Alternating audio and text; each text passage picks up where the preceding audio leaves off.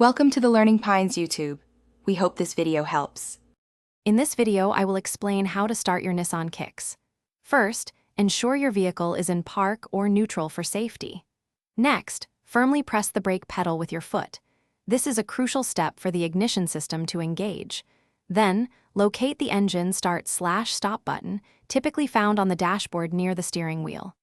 This simple sequence ensures a smooth and safe start every time you get behind the wheel. Once you've completed the initial steps, it's time to engage the engine. With your foot still on the brake, simply press the engine start/stop button once.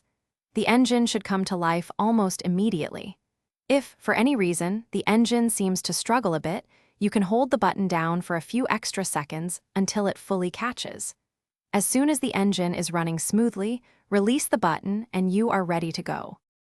For the push button start to work, your Nissan Kicks intelligent key fob must be detected inside the vehicle.